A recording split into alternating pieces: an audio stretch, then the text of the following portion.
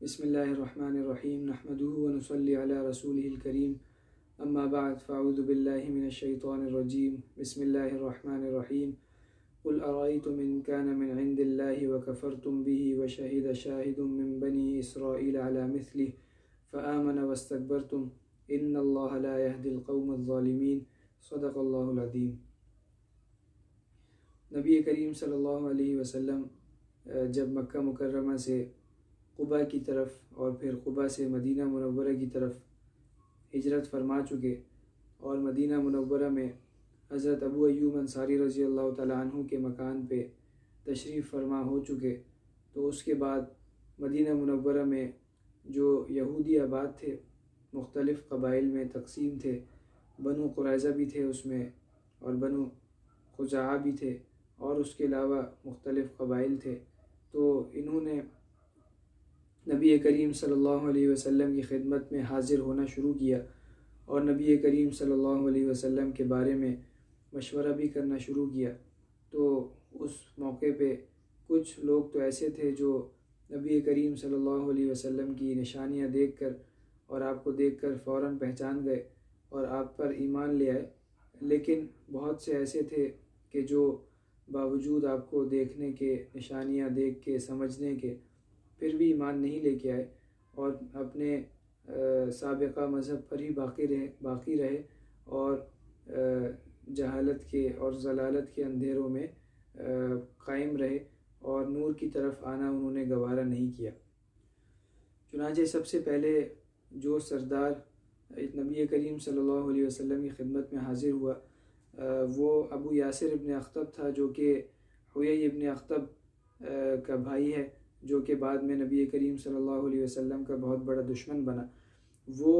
آپ کی خدمت میں آیا اور آپ کا کلام سنا، اور جب اپنی قوم کے پاس واپس گیا تو ان سے کہنے لگا کہ اطیعونی فإن هذا النبی الذی کنا ننتظر، میری اطاعت کرو، میرا کہنا مانو، اور یہ وہی نبی ہیں جس کے ہم منتظر تھے۔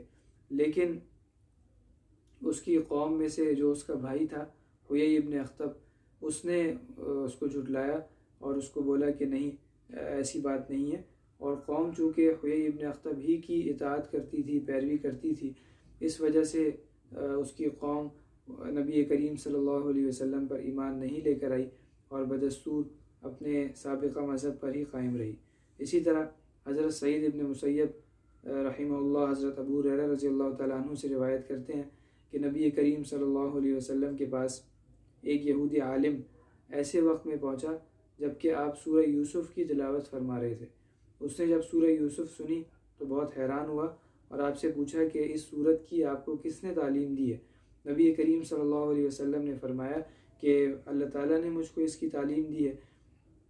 اور اس کو اس پہ بڑا تعجب ہوا، حیرت ہوئی، اور یہ فوراً یہودیوں کی طرف گیا اور جا کے کہنے لگا کہ محمد صلی اللہ علیہ وسلم قرآن پڑھتے ہیں، وہ ایسی ہی کتاب ہے جیسی حضرت موسیٰ علیہ السلام پہ تورات نازل ہوئی تھی، اور یہود کی ایک جماعت کو بھی اپنے ساتھ لے کر آیا۔ ان سب نے بھی نبی کریم صلی اللہ علیہ وسلم کی تلاوت سنی اور وہ سارے کے سارے اسی وقت مسلمان ہو گئے۔ اسی طرح حضرت ابو ہریرہ رضی اللہ تعالیٰ عنہ سے روایت ہے کہ نبی کریم صلی اللہ علیہ وسلم نے ابن سوریہ، جو کہ یہودیوں کا ایک بہت مشہور عالم تھا، اس کو یہ کہا کہ میں تجھے اللہ کی قسم دے کر پوچھتا ہوں کہ سچ سچ بتا کہ میں نبی ہوں یا نہیں ہوں۔ یہ ایک قصہ ہے، یہ بھی اس بات پہ دلالت کرتا ہے کہ نبی کریم صلی اللہ علیہ وسلم کو یہ لوگ اچھی طرح جانتے تھے، پہچانتے تھے، چونکہ آپ کی بہت ساری نشانیاں تورات میں ان کے سامنے موجود تھیں اور ان کو پتہ تھا کہ آپ ہجرت کر کے اسی سرزمین پہ تشریف لائیں گے، تو اس کے باوجود بہت سارے لوگ ایسے تھے ان میں سے جو نبی کریم صلی اللہ علیہ وسلم پہ مختلف وجوہات کی بنیاد پہ ایمان نہیں لے کر آئے۔ اور ساتھ ساتھ حضرت عبداللہ ابن سلام رضی اللہ تعالیٰ عنہ، جو کہ مشہور صحابی ہیں، وہ بھی پہلے یہودی مذہب سے ہی تعلق رکھتے تھے۔ وہ فرماتے ہیں کہ جب میں نبی کریم صلی اللہ علیہ وسلم کی خدمت میں حاضر ہوا تو سب سے پہلا کلام جو میں نے آپ کی زبان مبارک سے سنا وہ یہ تھا، یا ایھا الناس اطعموا الطعام وافشوا السلام وصلوا الارحام وصلوا باللیل والناس نیام والناس ینام تدخلوا الجنۃ بسلام۔ اے لوگو، آدمیوں کو کھانا کھلایا کرو اور آپس میں سلام پھیلایا کرو اور صلہ رحمی کیا کرو، اور رات میں نماز پڑھو جب کہ لوگ خدا سے غافل سو رہے ہوں، تم جنت میں سلامتی کے ساتھ داخل ہو جاؤ گے۔ یہ سب سے پہلا کلام تھا جو حضرت عبداللہ ابن سلام رضی اللہ تعالیٰ عنہ نے نبی کریم صلی اللہ علیہ وسلم سے سنا تھا، اور وہ یہ فرماتے ہیں کہ جب نبی کریم صلی اللہ علیہ وسلم مدینہ منورہ تشریف لائے تو میں اس وقت ایک کھجور کے درخت پہ چڑھا ہوا تھا، تو جب میں آپ کی آمد کی میں نے خبر سنی تو میں خوشی سے میں نے اللہ اکبر کا نعرہ لگایا، اور میری پھپھی جو کہ وہاں موجود تھی وہ کہنے لگیں کہ تم تو اس نبی کی آمد سے اتنا خوش ہو رہے ہو کہ اگر موسیٰ بھی آ جاتے تو شاید ان کی آمد سے بھی اتنا خوش نہ ہوتے۔ تو میں نے ان کو بتایا کہ یہ بھی موسیٰ علیہ الصلاۃ والسلام کے بھائی ہیں اور انہی کی طرح نبی بنا کر بھیجے گئے۔ تو پھپھی نے مجھ سے تصدیق کی کہ کیا واقعی یہ وہی نبی ہیں؟ تو میں نے کہا کہ ہاں بالکل یہ وہی نبی ہیں۔ چنانچہ میں خود بھی آپ کی خدمت میں حاضر ہوا اور میں نے بھی اسلام قبول کیا، اور واپس آ کر میں نے اپنے گھر والوں کو اور تمام اہل خانہ کو بھی اسلام کی دعوت دی، اور ان سب نے بھی اسلام قبول کیا۔ اس کے بعد جب یہ نبی کریم صلی اللہ علیہ وسلم کے پاس آئے تو آپ نے یہ فرمایا کہ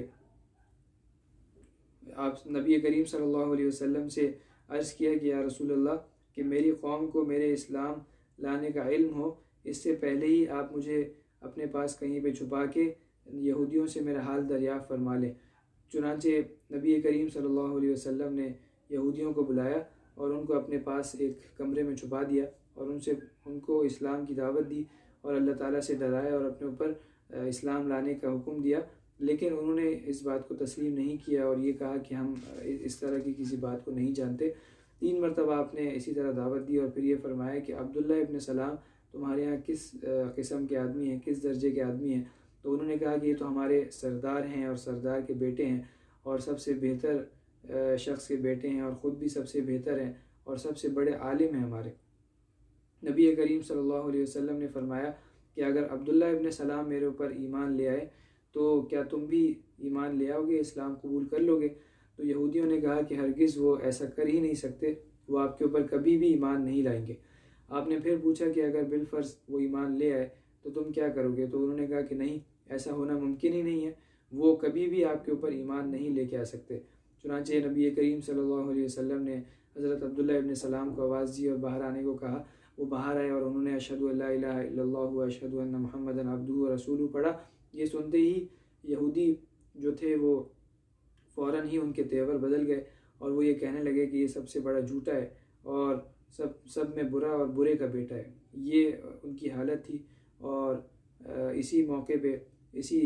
واقعے کی نسبت سے اللہ تعالیٰ نے سورہ احقاف کی آیات نازل فرمائی، جس میں سے آیت میں نے تلاوت کی ہے، قُلْ أَرَأَيْتُمْ إِنْ كَانَ مِنْ عِنْدِ اللَّهِ وَكَفَرْتُمْ بِهِ وَشَهِدَ شَاهِدٌ مِّن بَنِي إِسْرَائِيلَ عَلَى مِثْلِهِ فَآمَنَ وَاسْتَكْبَرْتُمْ إِنَّ اللَّهَ لَا يَهْدِي الْقَوْمَ الظَّالِمِينَ۔ اس آیت میں اللہ تعالیٰ نے یہی ارشاد فرمایا ہے کہ ایک بنی اسرائیل میں سے ایک گواہ بھی گواہی دے رہا ہے اور پھر بھی تم لوگ اس کی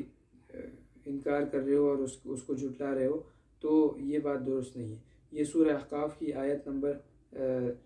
10 ہے، جس میں اللہ تعالیٰ نے اس بات کا تذکرہ فرمایا ہے۔ اسی طرح حضرت میمون ابن یامین رضی اللہ تعالیٰ عنہ کا بھی اس سے ملتا جلتا ہی واقعہ پیش آیا۔ یہ بھی یہودیوں کے بڑے مالدار شخص تھے۔ یہ نبی کریم صلی اللہ علیہ وسلم کی خدمت میں حاضر ہوئے اور آپ کے اوپر اسلام لے آئے، آپ کے ہاتھ پہ مشرف با اسلام ہو گئے، لیکن جب یہ اسلام لے آئے تو انہوں نے فرمایا کہ آپ یہودیوں کو بلائیں اور اپنے اور ان کے درمیان کوئی حکم قائم کرنے کا کہیں تو وہ یقیناً میرا ہی نام لیں گے۔ آپ نے فرمایا کہ ٹھیک ہے۔ آپ نے انہیں اپنے پاس کہیں اندر بٹھا لیا اور اس کے بعد ان کو یہودیوں کو بلا کے پوچھا کہ بھائی ایسا کر لو کہ میرے اور اپنے درمیان کوئی حکم اور فیصلہ کرنے والا ایک کوئی قائم کر لو، ثالث بنا لو۔ یہودیوں نے کہا کہ میمون ابن یامین کے حکم بننے پہ ہم راضی ہیں، ان کو ہم ثالث بنا لیتے ہیں۔ چنانچہ وہ جب تشریف لائے اور انہوں نے نبی کریم صلی اللہ علیہ وسلم کی خدمت میں حاضر ہو کے آپ کے حق میں گواہی دی، آپ کے حق میں فیصلہ کیا، تو یہودیوں نے اس کو بھی تسلیم نہیں کیا اور پھر بھی اسلام لے کر نہیں آئے۔ اسی طرح ایک بہت مشہور صحابی حضرت سلمان فارسی رضی اللہ تعالیٰ عنہ ہیں، جو کہ اسی موقع پہ نبی کریم صلی اللہ علیہ وسلم کی خدمت میں حاضر ہوئے تھے اور اسلام قبول کیا تھا۔ ویسے تو سب سے پہلے یہ قباء میں نبی کریم صلی اللہ علیہ وسلم کی خدمت میں حاضر ہو چکے تھے، لیکن اس موقع پہ انہوں نے اسلام قبول نہیں کیا تھا، چونکہ جو یہودی علماء تھے جن کی خدمت میں یہ رہ چکے تھے، ان سے نبی کریم صلی اللہ علیہ وسلم کی 3 بڑی نشانیاں یہ سن چکے تھے۔ سب سے پہلی نشانی یہ تھی کہ صدقہ نہیں کھاتے، دوسری نشانی یہ تھی کہ ہدیہ اور ہبہ اور گفٹ اگر کوئی کرتا ہے تو اس کو قبول فرما لیتے ہیں اور وہ کھا لیتے ہیں، اور تیسری نشانی یہ تھی کہ مہر نبوت ان کے دونوں کندھوں کے درمیان پیٹھ کے اوپر موجود ہے۔ یہ تینوں نشانیاں جب انہوں نے دیکھیں تو اس کے بعد مدینہ منورہ میں ہی وہ اسلام لے کے آئے، اور چونکہ ایک یہودی کے غلام تھے اس وجہ سے غزوہ بدر میں اور غزوہ احد میں شامل نہیں ہو سکے۔ اس کے بعد نبی کریم صلی اللہ علیہ وسلم نے ان کو مشورہ دیا کہ اپنے آقا سے کتابت کا عہد کر لو۔ کتابت اس زمانے میں ایسی ہوتی تھی کہ آقا بتا دیا کرتا تھا، مالک بتا دیا کرتا تھا کہ اتنے اتنے پیسے تم مجھے دے دو تو میں تمہیں آزاد کر دوں گا۔ تو یہ کتابت کا ایک عقد ہوتا تھا، اس کو مکاتبت کہا جاتا تھا۔ چنانچہ حضرت سلمان فارسی رضی اللہ تعالیٰ عنہ نے عقد کتابت کر لیا اپنے آقا سے، مالک سے، اور اس نے یہ طے کیا کہ 300 کھجور کے پودے تم مجھے لگا کے دو گے، اور جب وہ پودے درخت بن جائیں گے اور پھل دینے لگیں گے تو پھر تم آزاد ہوگے، اور ساتھ ساتھ 40 اوقیہ سونا بھی تم مجھے دو گے۔ اوقیہ اس زمانے کا ایک پیمانہ تھا، تو اس نے کہا کہ 40 اوقیہ سونا، جو ایک بڑی مقدار تھی، وہ تم مجھے دو گے۔ نبی کریم صلی اللہ علیہ وسلم نے اس موقع پہ حضرات صحابہ کرام رضوان اللہ علیہ مجمعین سے یہ کہا تھا کہ تم سلمان فارسی کی مدد کرو۔ چنانچہ کسی نے 30 پودے دیے، کسی نے 20 پودے دیے۔ جب وہ سارے کے سارے پودے جمع ہو گئے تو نبی کریم صلی اللہ علیہ وسلم نے ان سے فرمایا کہ تم ان سب کے لیے کھڈے کھودو، گڑھے تیار کرو، اور جب سب تیار ہو گیا تو آپ نے خود اپنے دست مبارک سے ان پودوں کو زمین میں لگایا، اور آپ کے دست مبارک کی یہ برکت تھی کہ اگلے سال ہی ان تمام کے تمام پودوں میں پھل آ گیا، جبکہ ہم سب جانتے ہیں کہ کھجور کا جو پودا ہے وہ بڑھنے میں اور پھل دینے میں سال ہر سال لیتا ہے، اور وہ تو ہر سال بمشکل چند انچ بڑھتا ہے، لیکن نبی کریم صلی اللہ علیہ وسلم کے دست مبارک کی اور آپ کے ہاتھ مبارک کی یہ برکت تھی کہ جن ہاتھوں نے یہ پودا لگایا تھا وہ اتنے بابرکت تھے کہ ایک ہی سال میں وہ درخت بھی بن گئے، اور ساتھ ساتھ سب کے سب نے پھل بھی دینا شروع کر دیا۔ اور عام طور پہ ایسا ہوتا ہے کہ اگر 100-150 پودے بھی لگائے جائیں تو ان میں سے 8-10 پودے تو خراب ہو جاتے ہیں، باقی پودے جو ہے وہ بڑے ہوتے ہیں اور پھل دیتے ہیں۔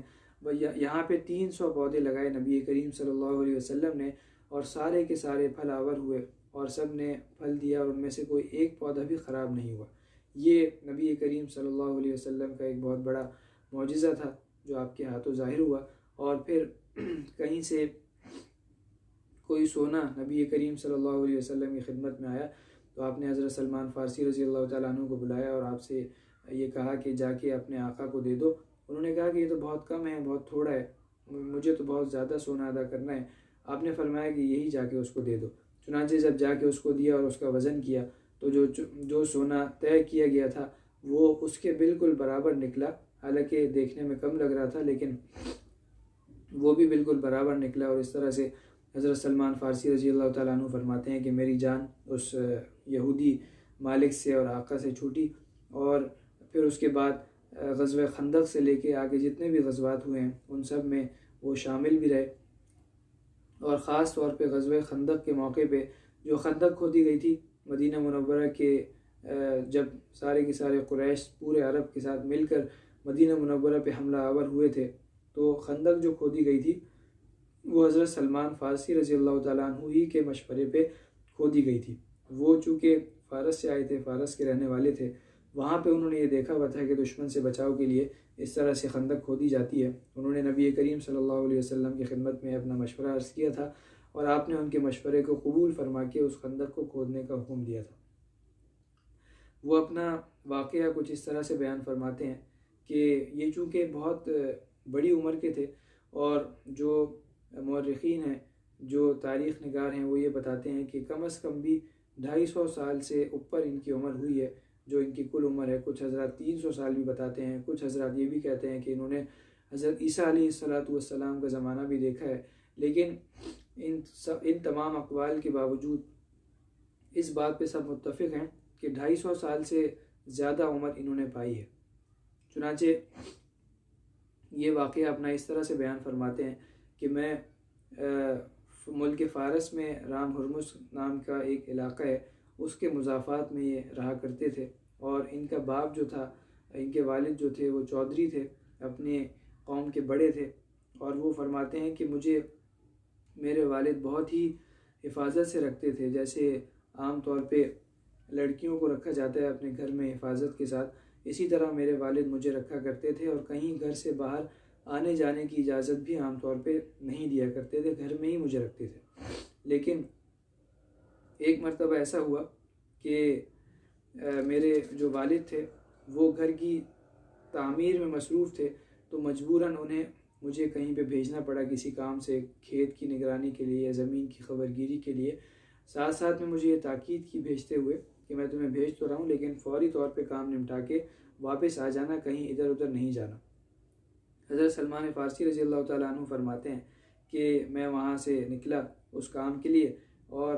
راستے میں میں نے نصارہ کی، عیسائیوں کی ایک جماعت دیکھی جو کہ اللہ تعالیٰ کی عبادت میں مصروف تھی، نماز پڑھنے میں مصروف تھی. میں ان کے کنیسہ میں اندر چلا گیا اور میں نے دیکھا تو وہ اللہ تعالیٰ کی عبادت کر رہے تھے.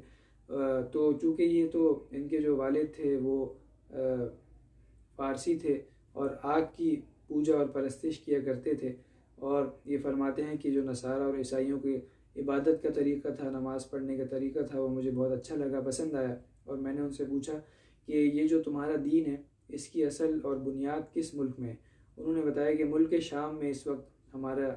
اصل اور بنیاد ہے، سارے کے سارے بڑے بڑے علماء وہاں موجود ہیں. چنانچہ یہ سب چیزیں سن کے میں واپس آ گیا. باپ کو جب پتہ چلا کہ ابھی تک سلمان واپس نہیں آیا، انہوں نے قاصد بھی دوڑایا، ادھر ادھر پتہ کروایا، بالآخر وہ گھر واپس آ گئے. اور واپس آنے کے بعد باپ نے ان سے پوچھا کہ کہاں رہ گئے تھے، تو انہوں نے پورا قصہ بیان کیا اور یہ کہا کہ جو عیسائیوں کا دین ہے وہ ہمارے دین سے کہیں زیادہ بہتر ہے. باپ نے کہا کہ نہیں، ہرگز ایسا نہیں ہے، نصرانیت میں اور عیسائیت میں کوئی خیر نہیں ہے، تیرے ہی باپ دادا کا دین زیادہ بہتر ہے. تو میں نے کہا کہ نہیں، خدا کی قسم، نصرانیوں کا دین ہمارے دین سے زیادہ بہتر ہے. یہ بات سن کے میرے باپ نے مجھے گھر میں قید کر دیا اور میرے پاؤں میں بیڑیاں ڈال دیں اور کہیں بھی آنے جانے سے مجھے منع کر دیا اور گھر میں مجھے بند کر دیا.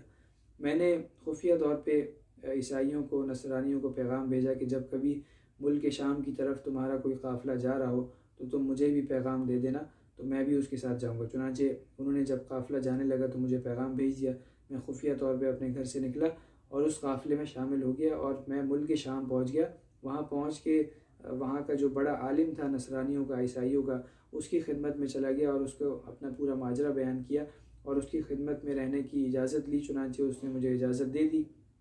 میں اس کی خدمت میں رہنے لگا.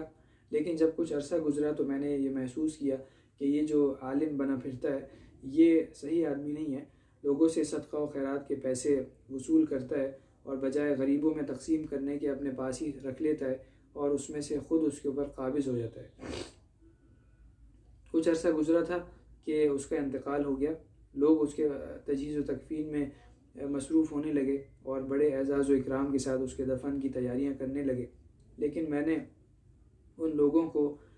یہ سارا قصہ سنایا کہ بھائی یہ تو جس کو تم بہت اچھا آدمی سمجھ رہے ہو، یہ کوئی اچھا آدمی نہیں تھا، بلکہ اس نے بڑے خزانے اپنے پاس جمع کیے ہوئے. چنانچہ میں نے ان کو وہ مٹکے دکھائے جس میں وہ اپنے خزانے رکھا کرتا تھا. کل وہ 7 مٹکے تھے اور سارے کے سارے مختلف زیورات سے اور ہیرے جواہرات سے بھرے ہوئے تھے. چنانچہ جب لوگوں کو اس کی حقیقت کا علم ہوا تو لوگوں نے بجائے اس کو دفنانے کے اس کو سولی پہ لٹکا کے سنسار کر دیا اور ایک دوسرے عالم کو اس کی جگہ پہ لا کے بٹھا دیا. حضرت سلمان فارسی رضی اللہ تعالیٰ عنہ فرماتے ہیں کہ یہ جو دوسرا عالم تھا یہ بڑا اللہ والا تھا اور دنیا سے بے رغبت تھا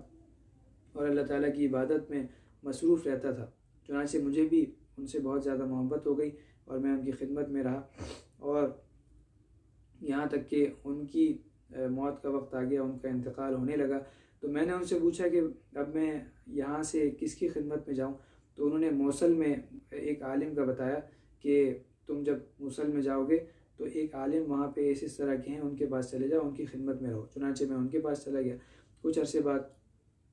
ان کا بھی انتقال ہونے لگا، تو ان کی وصیت کے مطابق پھر نصیبین کے نام سے ایک جگہ تھی، وہاں پہ ایک عالم کے پاس جا کے رہا۔ پھر ان کا بھی جب انتقال ہونے لگا تو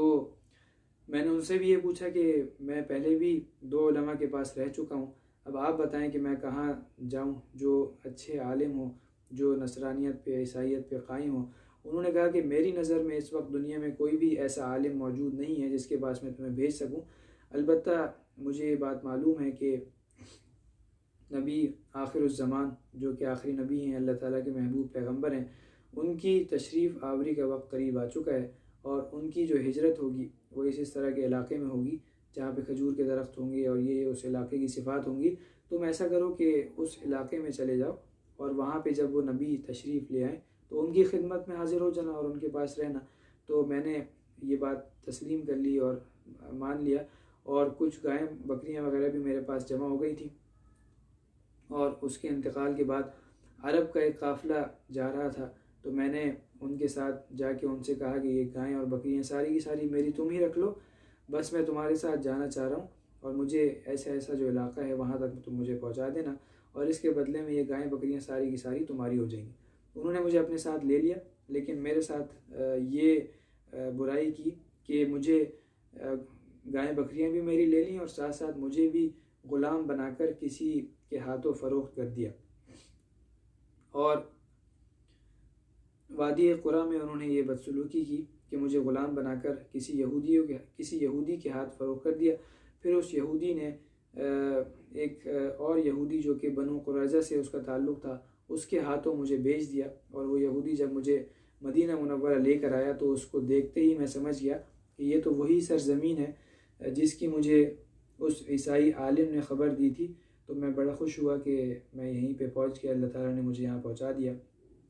اور حضرت سلمان فارسی رضی اللہ تعالیٰ عنہ فرماتے ہیں کہ تقریباً 10 مرتبہ سے زیادہ مجھے فروخت کیا گیا، ایک مالک نے مجھے دوسرے مالک کے ہاتھوں بیچا، دوسرے نے تیسرے کے ہاتھوں، اس طرح 10 مرتبہ سے زیادہ انہیں بیچا گیا۔ جب نبی کریم صلی اللہ علیہ وسلم مبعوث ہوئے اور مکہ مکرمہ میں آپ کو نبوت ملی، تو اگرچہ آپ کا چرچا مکہ مکرمہ میں اور مدینہ منورہ میں بھی ہونے لگا تھا، لیکن حضرت سلمان فارسی رضی اللہ تعالیٰ عنہ فرماتے ہیں کہ چونکہ میں غلام تھا، اپنے مالک کی خدمت میں کاموں میں مصروف رہتا تھا، اس وجہ سے مجھے بالکل بھی خبر نہ ہو سکی۔ لیکن جب آپ مکہ مکرمہ سے ہجرت فرما کے قباء تشریف لے آئے، تو وہاں پہ جب آپ آئے تو مجھے خبر ملی، اور میں اس وقت کھجور کے ایک درخت پہ چڑھا ہوا تھا، کام کر رہا تھا، اور میرا آقا درخت کے نیچے بیٹھا ہوا تھا۔ ایک یہودی جو کہ میرے آقا کا چچا زاد بھائی تھا، وہ وہاں پہ آیا اور اس نے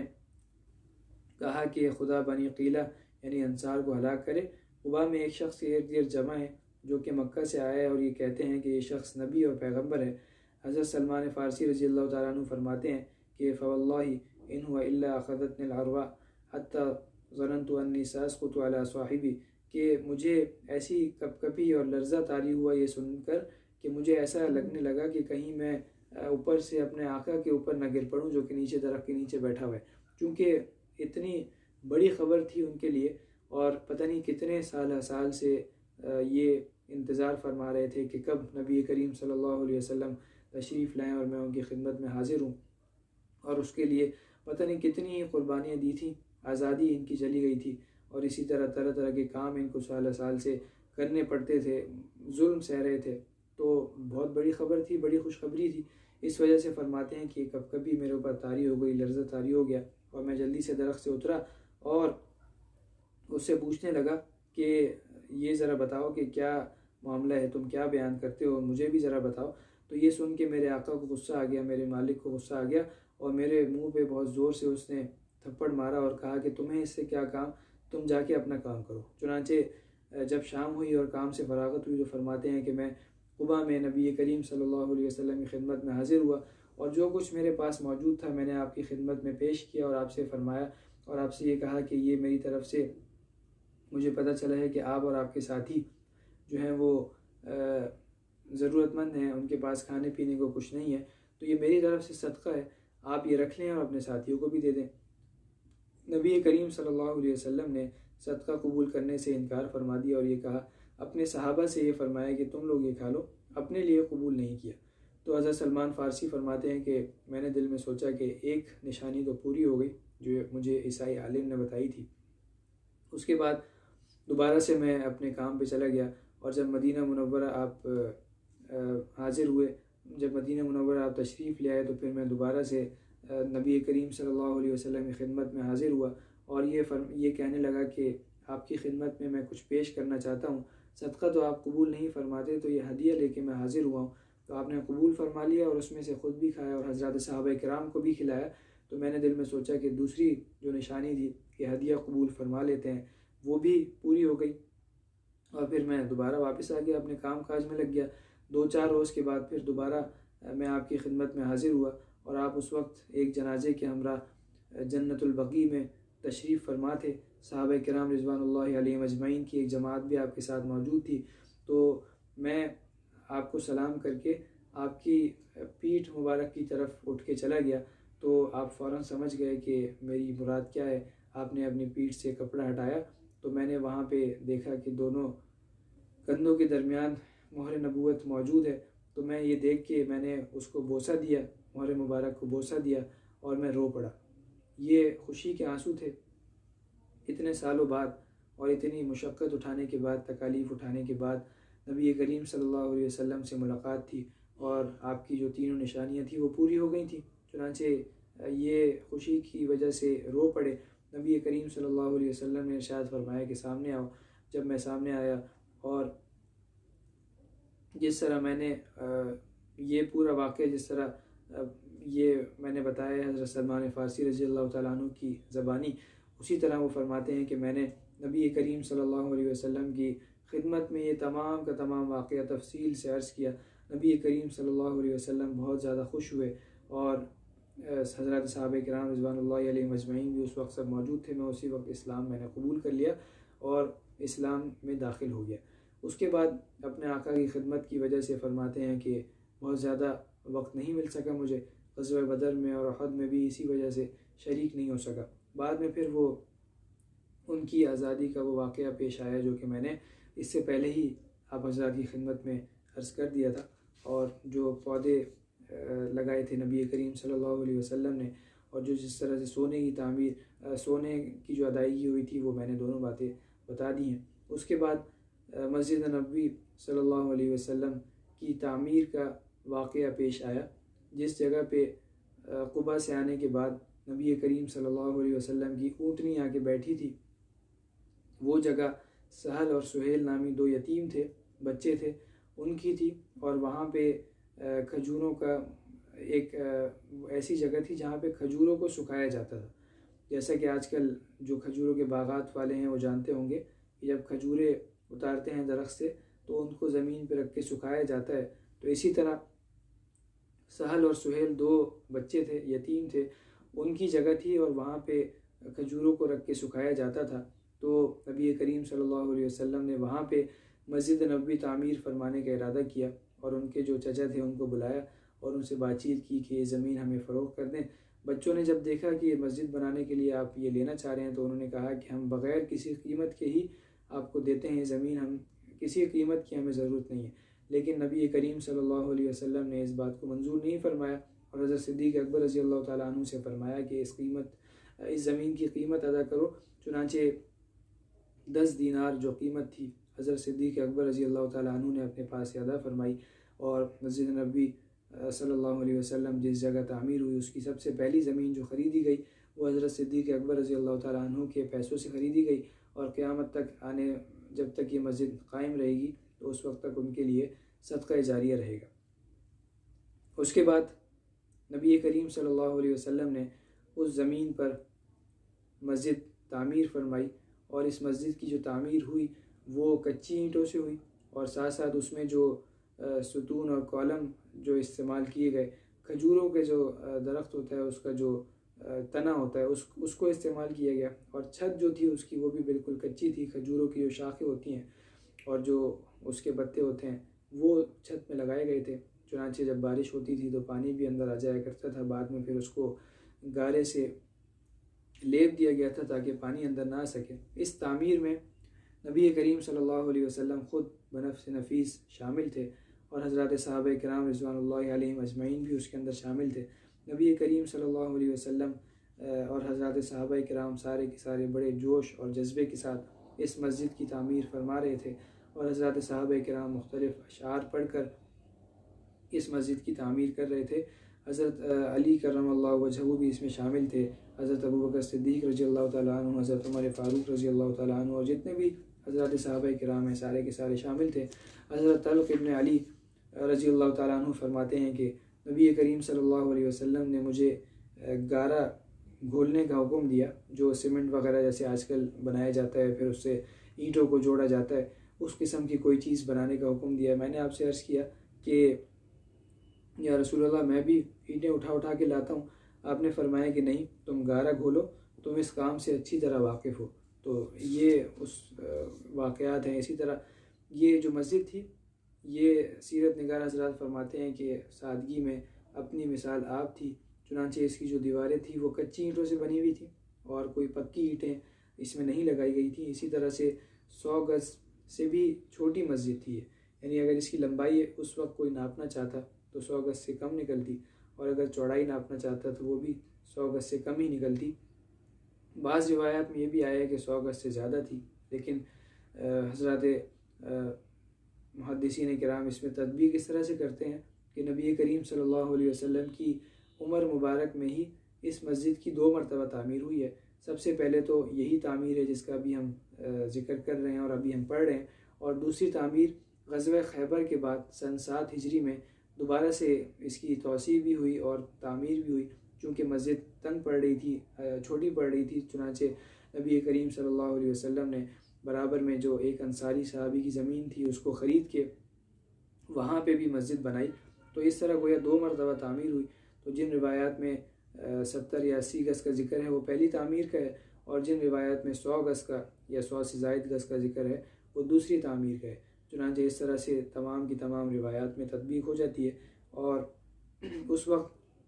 اس مسجد کا جو قبلہ تھا اور دیوار قبلہ تھی وہ بیت المقدس کی طرف رکھا گیا تھا، چونکہ جس وقت یہ تعمیر ہو رہی تھی اس وقت بیت المقدس ہی مسلمانوں کا قبلہ قرار پایا تھا، اور اس وقت تک خانہ کعبہ کو قبلہ قرار نہیں دیا گیا تھا، اس وجہ سے دیوار قبلہ یہ بیت المقدس ہی کی طرف تھی۔ اور اسی طرح 3 دروازے ٹوٹل اس مسجد کے تھے، جو کہ بعد میں 3 میں سے 1 کو بند کر دیا گیا تو 2 دروازے رہ گئے۔ اور اس طرح اس پوری مسجد کی تفصیل تھی جو میں نے بتا دی کہ کچی اینٹیں تھیں، اور ساتھ ساتھ جو اینٹیں تھیں اور جو دیواریں تھیں اس کی جو بلندی تھی وہ قد آدم سے زائد تھی، اور ساتھ ساتھ 3 ہاتھ گہری اس کی بنیادیں رکھی گئی تھیں، اور چھت جو تھی اس کی وہ کچی تھی بالکل، اور شاخوں سے اور پتوں سے بنائی گئی تھی، اور بعد میں پھر گارے سے لپائی بھی کر دی گئی تاکہ بارش کا پانی وغیرہ اس کے اندر شامل نہ آ سکے، اندر نہ آئے۔ اس کے بعد جب یہ مسجد کی تعمیر مکمل ہو گئی تو نبی کریم صلی اللہ علیہ وسلم نے ازواج مطہرات کے لیے حجروں کی بنیاد ڈالی۔ حجرہ کمرے کو کہا جاتا ہے۔ نبی کریم صلی اللہ علیہ وسلم کا کوئی رہنے کے لیے کوئی عالیشان گھر نہیں تھا، بلکہ صرف کمرے ہوا کرتے تھے جس میں نبی کریم صلی اللہ علیہ وسلم، جو کہ سید الرسل ہیں، جن کے لیے دنیا کو بنایا گیا ہے، اور دنیا میں جتنے بھی انسان شروع سے لے کے آخر قیامت تک آئیں گے ان سب میں سب سے زیادہ افضل ہیں، سب سے زیادہ اعلیٰ ہیں، سب سے زیادہ اشرف ہیں۔ ان کے رہن سہن کا انداز یہ تھا کہ کمروں میں انہوں نے زندگی گزاری ہے۔ ازواج مطہرات جتنی موجود تھیں آپ کے پاس اتنے ہی آپ کے پاس کمرے تھے، اور وہ کمرے بھی اتنے چھوٹے تھے کہ حضرت حسن بصری رحمۃ اللہ علیہ جو کتابی ہیں وہ فرماتے ہیں کہ جب میں تھوڑا سا ہی بڑا ہوا تو میں کھڑے ہو کے اگر ان کمروں کی چھت پہ ہاتھ لگانا چاہتا تھا تو اس کمروں کی چھت تک میرا ہاتھ پہنچ جاتا تھا، تو اتنے چھوٹے کمرے تھے۔ تو شروع میں 2 حجرے آپ نے 2 کمرے تیار کروائے تھے، ایک حضرت سودا بنت زمعہ رضی اللہ تعالیٰ عنہ کا، اور دوسرا حضرت عائشہ ام المؤمنین حضرت عائشہ رضی اللہ تعالیٰ عنہ کا۔ چونکہ اس وقت یہ 2 ہی امہات المومنین تھیں، اس وجہ سے 2 ہی حجرے تعمیر کروائے۔ اس کے بعد جیسے جیسے نبی کریم صلی اللہ علیہ وسلم کی ازواج مطہرات میں اضافہ ہوتا رہا تو اس کے حساب سے آپ حجرے تعمیر کرواتے رہے۔ اور ایک صحابی ہیں حضرت حارثہ ابن نعمان انصاری رضی اللہ تعالیٰ عنہ، ان کی قسمت میں اللہ تعالیٰ نے یہ بشارت لکھی تھی کہ مسجد نبی کے بالکل متصل ان کی زمین تھی اور مکانات تھے۔ چنانچہ جب بھی نبی کریم صلی اللہ علیہ وسلم کو ضرورت پیش آتی تو حضرت حارثہ اپنا کوئی مکان آپ کی نظر کر دیا کرتے تھے، آپ کو ہدیہ کر دیا کرتے تھے۔ اس طرح یکے بعد دیگر تمام کے تمام مکانات آپ کی نظر کر دیے۔ اور یہ جو حجرے تھے ان میں سے بھی اکثر حجرے کھجور کی شاخوں کے بنے ہوئے تھے اور کچھ حجرے اس میں سے کچی اینٹوں کے تھے، اور دروازے بھی کوئی مستقل نہیں تھے، دروازوں پہ کمبل اور ٹاٹ وغیرہ یہ پردے ہوا کرتے تھے، اور اتنے چھوٹے تھے کہ کوئی بچہ بھی یعنی جو تھوڑا سا بڑی عمر کا ہو وہ بھی اس کی چھت تک اس کا ہاتھ پہنچ جایا کرتا تھا۔ ایسے حجرے تھے، اور ان حجروں کے اندر کوئی چراغ وغیرہ نہیں جلا کرتے تھے، اور واقعی جب اس کے اندر خود ہی سراج جس کو اللہ تعالیٰ نے بڑے بڑے القاب سے نوازا ہے، اور ایسی ذات ان حجروں میں رہا کرتی تھی کہ جن کی وجہ سے خود ہی روشنی ہو جایا کرتی تھی، جو کہ لوگوں کو ظلمتوں سے نور کی طرف اور روشنی کی طرف نکالنے کے لیے تشریف فرما ہوئے تھے۔ وہ جب موجود تھے تو اس میں کسی چراغ کی یا کسی روشنی کی ضرورت بھی نہیں تھی۔ چنانچہ یہ تمام کے تمام حجرے ولید ابن عبد الملک جو کہ بادشاہ ہے وہ اس کے عہد تک یہ موجود رہے، لیکن جب وہ بادشاہ بنا تو اس کے حکم سے یہ تمام کے تمام حجرے ختم کر دیے گئے، اس کو مسمار کر دیا گیا، اور اس جگہ کو بھی مسجد نبوی میں ہی شامل کر لیا گیا۔ جب یہ حکم پہنچا تو اہل مدینہ کی غم کے مارے اور حسرت کے مارے، افسوس کے مارے چیخیں نکل گئیں، اور وہ یہ چاہتے تھے کہ نبی کریم صلی اللہ علیہ وسلم کے حجرے اسی طرح قائم رہیں تاکہ آپ کی ایک بہت بڑی نشانی ہے ہمارے پاس، اور اسی طرح لوگ بھی دیکھیں، اس کو دیکھ کے عبرت حاصل کریں کہ سید الاولین والآخرین سید الرسول صلی اللہ علیہ وسلم کس طرح اور کن حجروں میں اپنی زندگی گزارا کرتے تھے۔ لیکن چونکہ وہ بادشاہ تھا، خلیفہ تھا، اس وجہ سے اس کا حکم پورا کیا گیا، اور ان حجروں کو مسمار کر کے مسجد نبوی میں ان کو شامل کر لیا گیا۔ اس کے بعد نبی کریم صلی اللہ علیہ وسلم نے حضرت فاطمۃ الزہرا رضی اللہ تعالیٰ عنہ، حضرت ام کلثوم رضی اللہ تعالیٰ عنہ اور حضرت ام المؤمنین سودا رضی اللہ تعالیٰ عنہ کو لینے کے لیے، چونکہ یہ تمام کے تمام مکہ مکرمہ میں موجود تھے، تو آپ نے زید ابن حارثہ کو ابو رافع کو بھیجا کہ ان تینوں کو لے کے آئیں، اور حضرت صدیق اکبر رضی اللہ تعالیٰ عنہ نے عبداللہ ابن ابی بکر رضی اللہ تعالیٰ عنہ کو روانہ کیا کہ وہ حضرت عائشہ، حضرت اسماء اور ام رومان اور عبد الرحمن ابن ابی بکر کو لے کے آئیں۔ چنانچہ یہ تمام حضرات مکہ مکرمہ گئے، اور وہاں سے ان تمام کی تمام خواتین کو اور بچوں کو لے کے مدینہ منورہ آ گئے۔ تو اس وقت نبی کریم صلی اللہ علیہ وسلم حضرت ابو ایوب انصاری رضی اللہ تعالیٰ عنہ کے مکان سے، جس میں اب تک آپ تشریف فرما تھے، وہاں سے نکل کے ان حجروں میں جو کہ آپ نے مسجد نبوی سے متصل تعمیر کروائے تھے، وہاں پہ آپ تشریف لے گئے، اور اس طرح آپ کی رہائش وہاں پہ شروع ہو گئی۔ وآخر دعوانا الحمد للہ رب العالمین۔ الحمد للہ رب العالمین والصلاة والسلام علی خیر خلقہ محمد وعلی آلہ واصحابہ اجمعین، وصلی اللہ تعالی علی خیر خلقہ محمد وعلی آلہ واصحابہ اجمعین، آمین برحمتک یا ارحم الراحمین۔